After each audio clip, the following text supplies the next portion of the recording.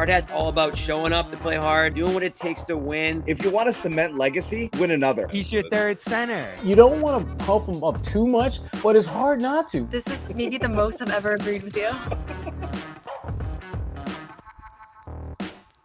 Hey, Bobby Manning here. Samson Folk joining the Garn Report alongside Noah Dalzell here in Toronto. Second preseason game in the books, first of two between the Celtics and Raptors here.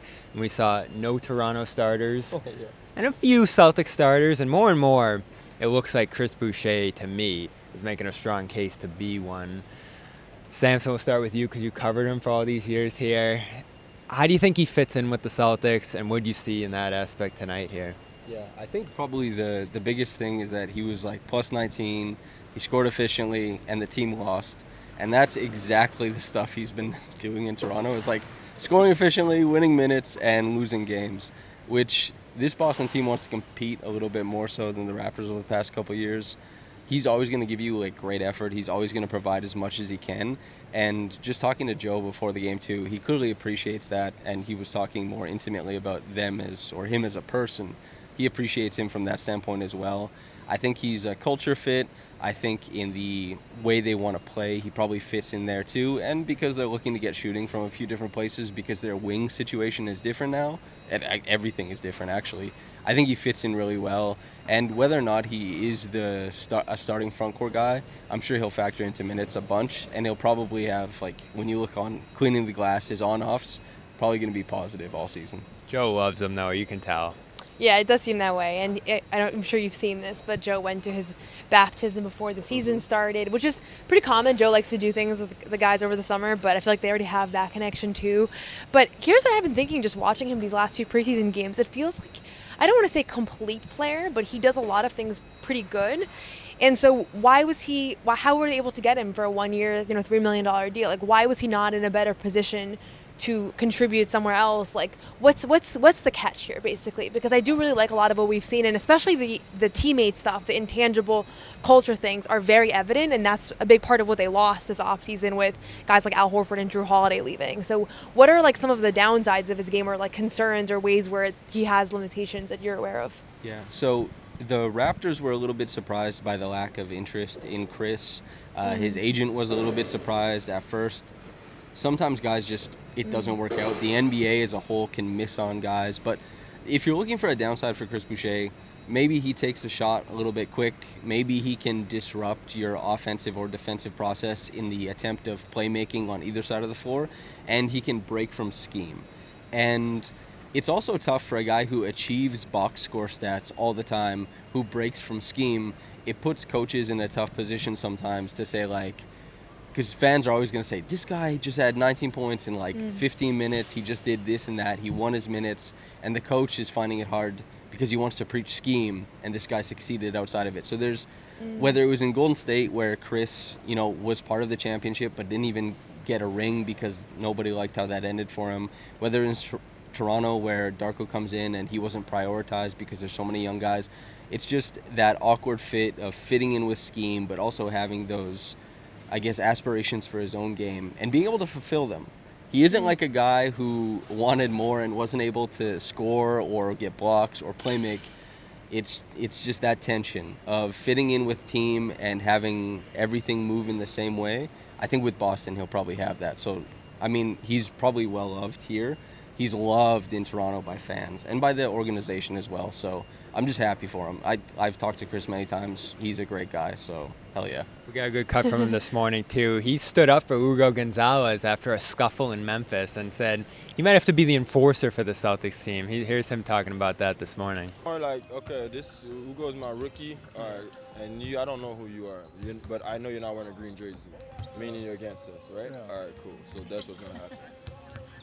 Is that something that you learned throughout your time in Toronto? Like, Kyle did that for me. Serge would have done the same thing for me my first year. So now that I'm in this position to do that, then I'm doing the same thing. And obviously, I think every team got one of those guys that kind of protect everybody. And if it has to be me, then it is what it is. So we love what Boucher is providing. I think the biggest strength for him is that he can play a couple different positions. Tillman maybe can. Depends how the shooting goes there. But they got four guys at that center spot right now. Boucher can play it. Tillman can play it. But the two traditional bigs, more so in Nemesh Keita and Luka Garza, who we both saw here in this game. Strong game for Garza, activity-wise. Keita didn't do as much from what I could see out here. And that's what they have after losing Horford, Porzingis, and Luke Cornett, who was dunking in San Antonio tonight, by the way.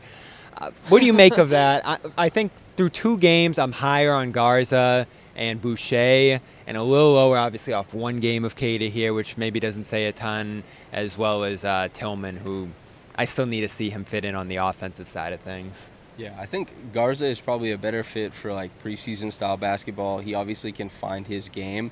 When it comes down to it, and I look at how the Celtics, the dynamic of this team is changing, Keita probably will factor in a lot. And his screen setting for Simons, for Pritchard, for Brown, I think is going to reign supreme.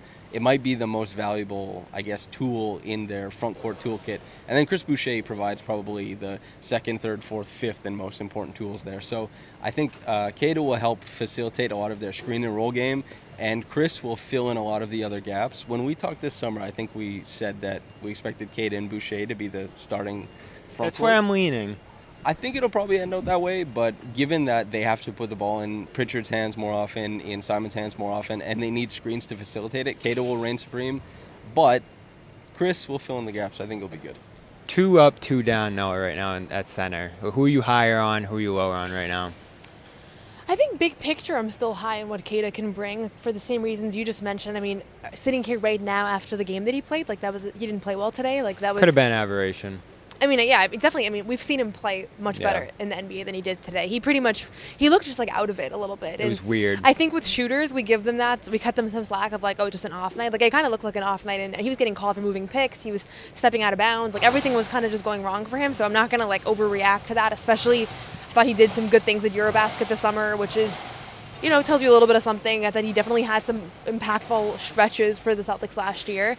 But I do think that it's not like a surefire thing that Keita is your starting center and he's going to play all season long and he's going to average 30 minutes a night. Like, I think there's going to be some healthy competition there. But certainly he still has the edge. Like, bad 17 minutes is not going to like change that. I think that's the developing take I have too out of tonight, is it might be center by committee rather than Keita just taking it and running with it, especially if, let's say, Keita does have a night like this during the regular season. He doesn't have it early. You can just slide Boucher over to center, go with more Garza. He doesn't like playing center, though. Is that something that I had my first interview with him a couple days ago, and he was explaining to me that he doesn't he views center as a little bit limiting because he's not like as tall as some of the other centers in the league, but that he's really quick and that he's long. Has that been his experience in Toronto too, where he kind of preferred to play more of that forward? Yeah, it's basically when you're a center, sometimes it makes you occupy certain roles in the offense to facilitate spacing from different places.